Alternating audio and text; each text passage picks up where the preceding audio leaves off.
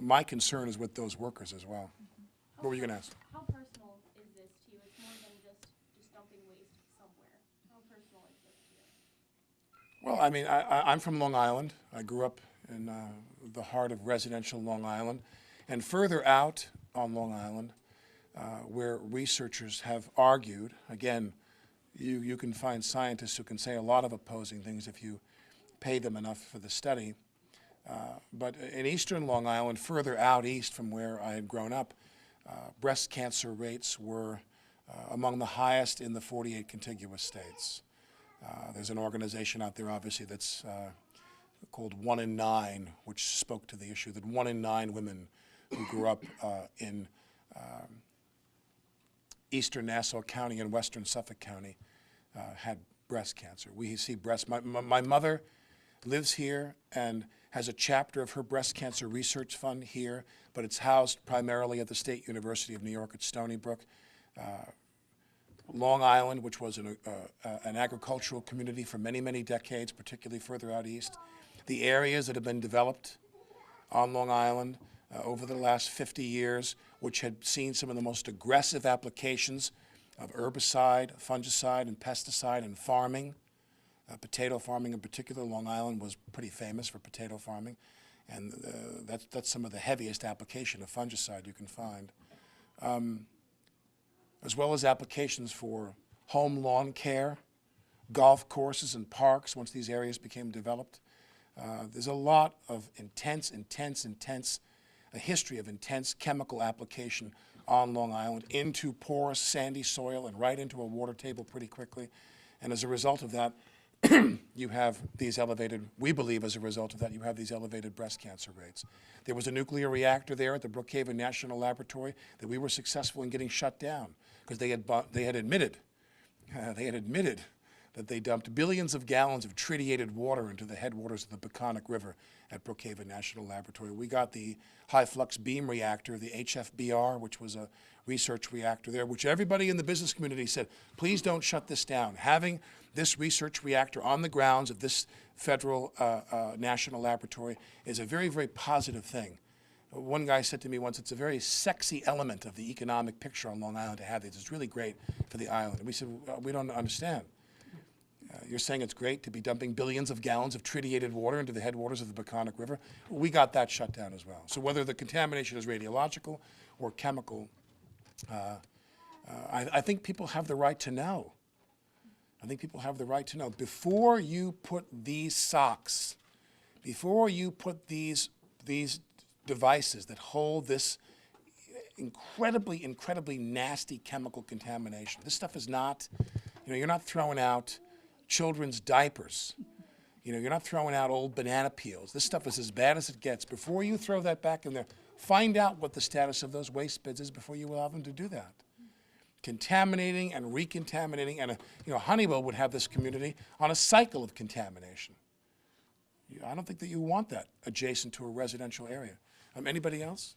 When you said that you talked about soft cell cancer, soft tissue, yeah. Soft tissue cancer, but what other kinds of things can we worry about here? I know you said fetal damage, but I'm not asking for. I'm not a scientist and I'm not a doctor, but in other communities that I've dealt with, like Toms River, New Jersey, where they had very serious litigation against Union Carbide and Ciba Geigy there, and the Oyster Creek nuclear reactor is there. And I've been a part of a group of people that have tried to shut that reactor down for the last 15 years because we believe that there's an excess of strontium-90 being emitted from those reactors there. But where the Union Carbide Ciba Geigy issue existed in Toms River, New Jersey, there was a cross-contamination there, by the way. They had the reactor and the chemical contaminants. But where the chemical contamination alone was monitored, there were other soft tissue diseases. Autism was primary, I would say.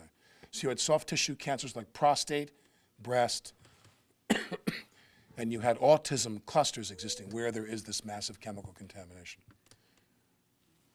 If I could add to that, and I'm also not a scientist, but as I prepared for this, one of the things, and let me just speak as an ordinary citizen, I learned about a place in Japan. It's a classic occupational, actually industrial hygiene case study of individuals there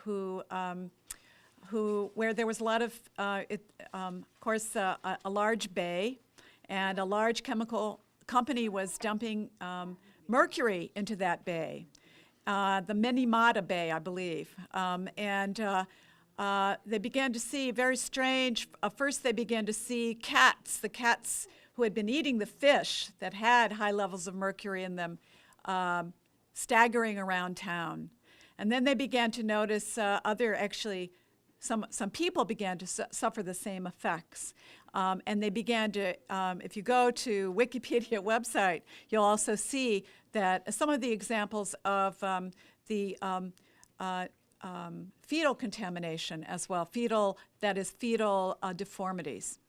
And one of the things that that study, which happened, that occurrence happened many years ago, but one of the things that became evident was that the kind of mercury that was dumped, the bacteria in the bay acted upon the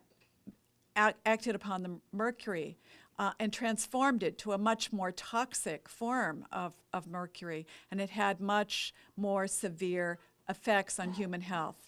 I think another thing, as an ordinary citizen and a longtime political activist myself, what I've realized is that many times the science and the medical research is much farther ahead than the government regulations. This is certainly true in OSHA. It is certainly true, I'm guessing, in the Department of Environmental Conservation. So that, for example, you can study individual effects of particular toxics, but sometimes these toxics form a kind of chemical cocktail about which there's very little known. And the health, and again, we just go back to the precautionary principle. If there are other alternatives that are more protective of human health and well-being, and there are alternatives that make the protection of human health viable, then why wouldn't you consider and insist that those alternatives be seriously considered?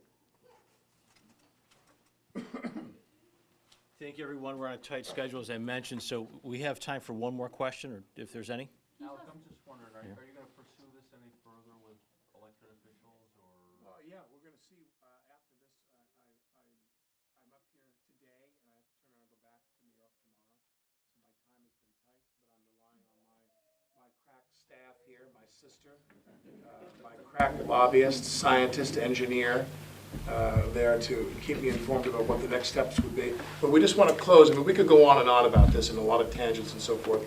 And hopefully we can do this again and bring you more people who can speak to these issues, people with more of a science background and an epidemiological background, and bring you more facts. But I just wanted to say, until you have more facts, until you know why this is being done the way it's being done, this doesn't make sense.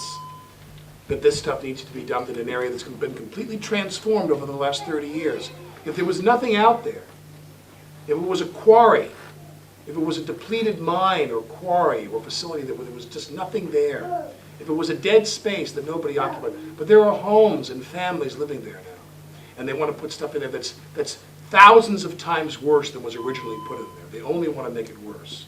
And it only brings me back to one point, and I want to close with this, and that is, I thought that the people of Camillus and the people of Onondaga ran this town. I wasn't aware of the fact that Honeywell runs this town.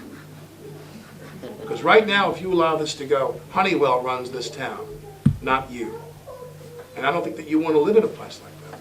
I don't think you want to live somewhere where Honeywell is calling the shots and riding roughshod over the voters and over the elected officials and over the state DEC. In my heart, the reason I'm here is I know you don't feel that way. And I know you want to find out more facts. You should just tell them they should stop and not put any of this stuff into any of these waste beds until you have more public information and more facts. Anyway, thank you.